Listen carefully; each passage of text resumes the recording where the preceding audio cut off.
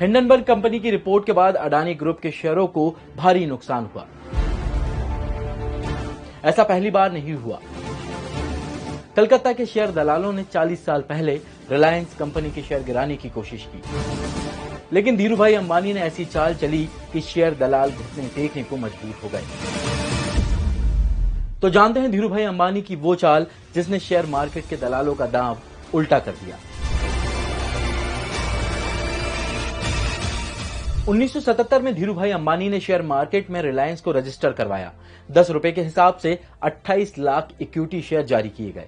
IPO यानी initial public offering के जारी होते ही रिलायंस के शेयरों ने मार्केट में तहलका मचा दिया, जिसे लोगों ने 7 गुना ज्यादा कीमत में खरीदा।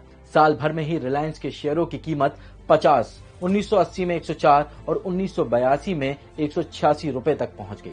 धीरूभाई को यकीन था कि अगर कंपनी यूं ही ग्रोथ करती रही तो निवेशकों से लिया कर्ज कम होता जाएगा। लेकिन इसी बीच कंपनी की ग्रोथ कोलकाता में बैठे बेयर दलालों को चुभने लगी। ये वो दलाल होते हैं जो शेयर की कीमत गिराकर उसे दोबारा खरीदकर मुनाफा कमाते हैं। 18 मार्च 1982 को अचानक रिलायंस के शेयर गिरने लगे। सब कुछ बेयर दलालों की प्लानिंग के हिसाब से हो रहा था। उन्होंने शेयर की कीमत गिराकर शेयरों की शॉर्ट सेलिंग शुरू कर दी। इसी शॉर्ट सेलिंग के लिए दलाल सिर्फ जुबान देकर शेयर बेच रहे थे। मतलब उनके पास भले ही शेयर नहीं हो, वो बस वादा करते कि किसी खास दिन ग्राहकों को उतने ही शेयर्स दे दिए जाएंगे जितना उनसे खरीदा है।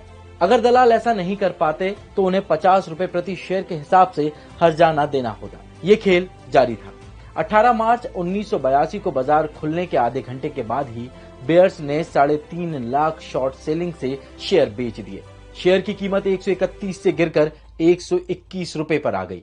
उन्हें लगा कि डूबते शेयरों को कोई बड़ा दलाल नहीं खरीदेगा, लोगों में भगदड़ मचेगी और शेयर की कीमत पूरी तरह टूट जाएगी। इस बात की भनक धीरूभाई अंबानी को लगी। उन्होंने बिना देरी किए देश दुनिया के बड़े बुल्स दलालों से संपर्क किया। ये वो दलाल होते हैं जो शेयर खरीदकर उनके दाम बढ़ाते हैं और फिर उसे ऊंची कीमत पर बेचकर मुनाफा कमाते हैं। और ये सभी धीरूभाई अंबानी के कहने पर मार्केट में कूद पड़े। एक तरफ से बेयर शेयर्स को बेच रहे थे तो दूसरी तरफ से बुल्स उन शेयर्स को खरीद रहे थे। तभी धीरूभाई अंबानी को यह इनपुट मिला कि कोलकाता के दलालों ने एक हफ्ते के वादे पर शेयर की शॉर्ट सेलिंग की है। उन्होंने फोकस किया कि शेयर को एक हफ्ते तक गिरने नहीं देना है। ऐसा इसलिए क्योंकि बेयर को हर्जाना भरना होता।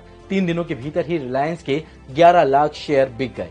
इनमें से 8.5 लाख के करीब अंबानी के दलालों ने खरीद लिए। अब कलकत्ता में बैठे दलालों के होश उड़ गए। आखिरकार मामले को सेटल करने के लिए बेयर ने बुल्स से वक्त मांगा, लेकिन ऐसा करने के लिए अंबानी ने मना कर दिया, जिसके बाद शेयर मार्केट के अधिकारियों को बीच में आना पड़ा, जिस वजह से 3 दिन तक शेयर मार्केट बंद भी रहा।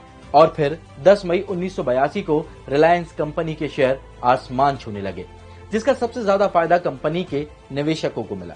हैरानी की बात है कि अंबानी के कहने पर मार्केट में आने वाले बुल्स कौन थे, ये अभी तक कोई नहीं जानता है। तो इस तरह से धीरूभाई अंबानी शेयर मार्केट के मसीहा बन गए।